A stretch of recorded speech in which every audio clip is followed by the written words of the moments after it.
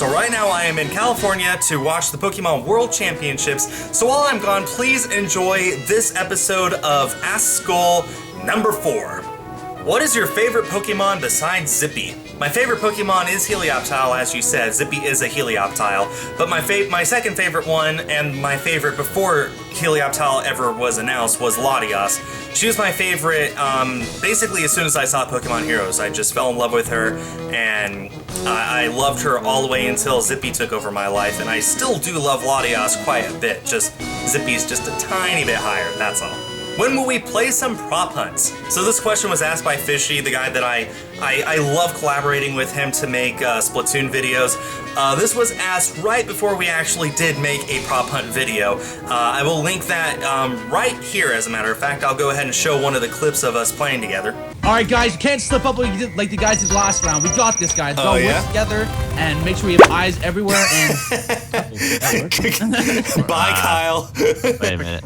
I love playing prop hunt, but, you know, Splatoon is just a much more successful series. People love watching that a whole lot more than Gary's Mod, so that's what I tend to focus on when I do funny moments. I love playing Gary's Mod, it's just not a priority right now. I think I'll average Gary's Mod videos maybe once every 2 months. I mean, it won't be that often, but we'll definitely play a lot, Fishy, don't you worry. How many Pokemon games have you completed in the main series? That's hard for me to think about. I'd like to say I've completed at least one of every single generation, if not more. I know with especially Gen 1 and 2, I completed those games over and over and over again. I just love playing through the story, all that stuff. Just love starting over and having fun and just experiencing it all over again. Gen 3, I'd like to say I've completed one of those games at least once. I know I've completed Fire Red and Leaf Green. I don't remember Ruby, Sapphire, Emerald, which one of those I completed, but I'd like to say I did one of them. Diamond, I've completed, but not Pearl or Platinum. I have completed Soul Silver, but not Heart Gold. Black, but not White. White 2, but not Black 2. And I completed Y. In fact, the first time I completed the game is the current save file on my Y game. I'm never restarting that, seriously. Not X. I completed Omega Ruby, not Alpha Sapphire. And then Sun and Moon are coming out later this year. I'm getting both of them, and I will be completing both of those. So I hope that answers your question. I've completed at least one of every generation, and sometimes more than one, and sometimes more than once. Would you do an Ask Skul episode once a month? Well, I'd like to do it once a month. Real life gets in the way. There's things that happen. Really, I need to be in a certain mood to make this series. Right now, I'm in the mood of, you know, Worlds for me is still a few weeks away, but I need to make this series right now while I'm in the mood. I'm just bulk recording videos today, and this is one of the videos that I wanted to, you know what, I want to sit down, I want to make one of these for you guys. Something to hold you over while I'm in California until I get back. And I love making this series, but I need to be in a certain mood to do it, so I'll aim for once a month if that helps you feel better. If you could transform into any Pokemon, what would you be? I'm betting it is Zippy. Thank you so much. It actually wouldn't be Zippy because there's only one Zippy in the world, and if I turned into her, then she would cease to exist. I think that's how it works. But no, I wouldn't be Zippy because, don't worry, I won't do it. So, there's only one Zippy. It's hard for me to think about what I would be in the Pokemon world, because, like, I love having fun, but not so much fun that it's obnoxious to other people. So I'm trying to think, you know, what is a fun-loving Pokemon? And honestly, I think the Pokemon that I would love to be most is Poplio, the new one from Sun and Moon, because I love swimming, I love the water, so that automatically makes Poplio perfect for me. And Poplio is like a clown of a Pokemon, but not like the scary kind or the obnoxious kind. It just likes having fun all the time, and honestly, I think Poplio is the one that I would be right now. Plus, Poplio is adorable. Don't you think that the functionality of Amiibo is a bit too limited as of now? I don't know about limited. I know in Super Smash Bros. The Amiibo are actually, you know, they're pretty awesome, but that's the whole reason why Amiibo caught on in the first place. Outside of Super Smash Bros., I feel like Amiibo do their job perfectly, where in most games they are paid DLC. You buy it, you get an awesome figure that you can put on your shelf, and as a bonus it does a few things in the games. I think Splatoon is actually the best example of how Amiibo should work, where it's not necessary for you to complete the game, or even 100% the game, but it's a fun little thing to give you a little extra challenge I think Splatoon is the best example. The worst example is Animal Crossing Amiibo Festival, because you need Amiibo just to play that game, which I don't think is how Amiibo should work. I think Amiibo should be optional but not required, but if you do get it, then you'd love having it. So no, honestly right now I think that Amiibo is just about perfect, if not a little too broad in what they can do. I think they should be a little more limited, and I'm sure I'll get a lot of flack for that, but I hope that answers your question, Tim. Can you 1v1 me in Splatoon? The reason I'm answering this question is to say I don't understand why so many people want to do 1v1. Splatoon is a team sport for a reason. Even if it's 3v3, you can just tell that the balancing is so bad that if one team gets an advantage, they basically have the advantage for the rest of the game. Splatoon really is a 4v4 sport where you need a full team of 4 against another full team of 4 in order for it to be fair. I've seen plenty of videos of people who do 1v1. It just doesn't look that fun to me. It looks like a whole lot of hiding in ink until someone makes the wrong move, then splatting them and doing the progressing through to the objective. I know I can talk, bear with me.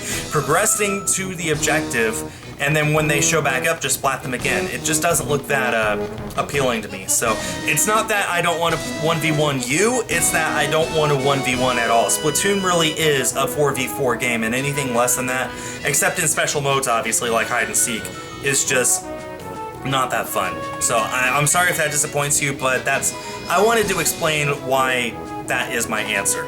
If a cat and a dog had a crossbreed, would it be cute or really, really ugly in your opinion?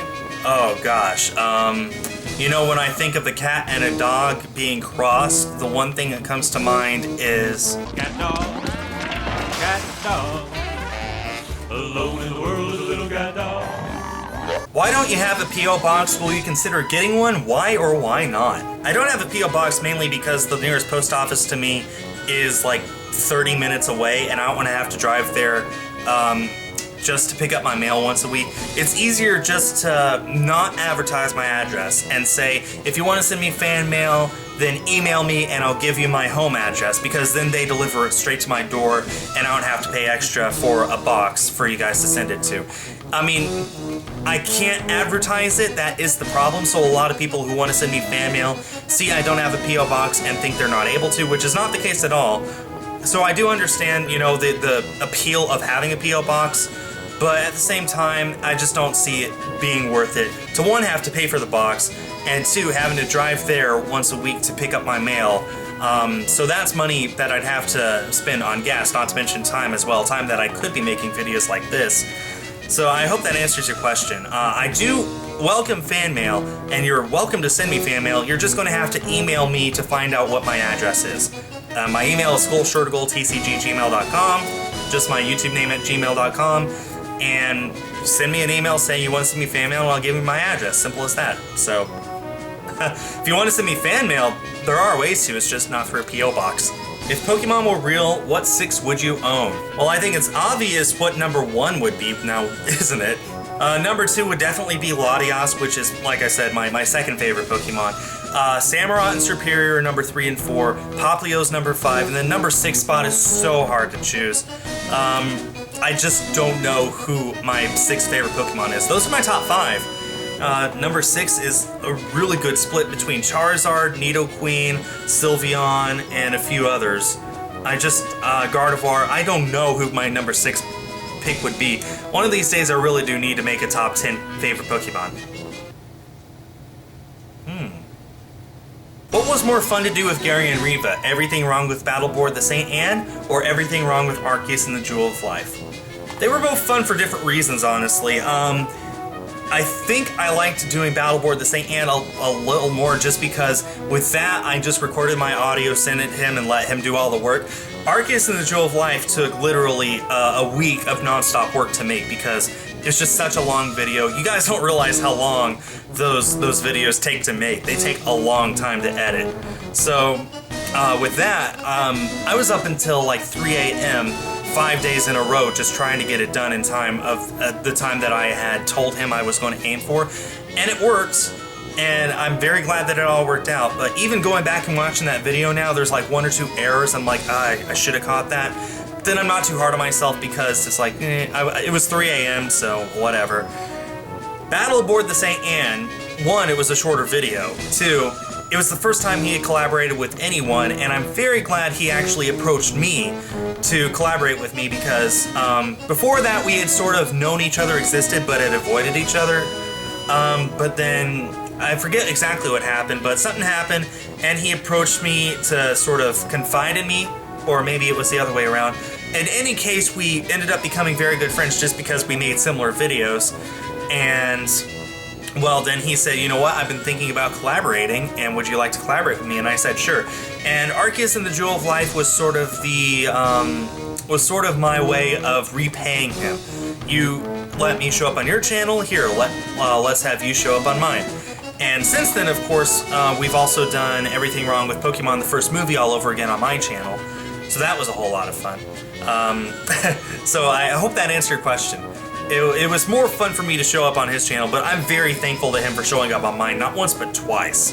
Would you rather have no Star Wars Battlefront or no Splatoon? This one's a little easier than it should be. I'd rather have no Battlefront. I love Splatoon. It's honestly one of my favorite games to play right now. Battlefront I love, but there's just so many things wrong with it that they could have done better. It's gotten better since they released it. All the DLCs have been amazing, but it's still hard for me to justify booting it up on my computer when it's easier, funny enough, instead of just clicking on the Battlefront icon on my desktop, to plug in my Wii U, plug it into my second monitor, boot up my Wii U, boot up Splatoon, all that stuff. It's just easier for me to do that than to click on Battlefront, just because I'm more motivated to play Splatoon. So I'd rather there be no Battlefront, although Battlefront has gotten a whole lot better and I do still love playing it. Hopefully one day I'll be able to make videos for you when I don't have a poop computer. What would you do if Zippy could learn flying? Honestly, I'd wonder how she could do it because there's no wings on her. All she has are these little ears. That might do it. And I think that pretty much wraps up this episode of Ask Skul. If you have any questions for episode 5, be sure to leave them in the comments using hashtag AskSkul. That pretty much does it for now. I'll be back from California in a few days, and when I am, I'll have a ton of vlog videos for you guys. Hope you all enjoyed this video. Thanks everyone for watching, and stay tuned for more.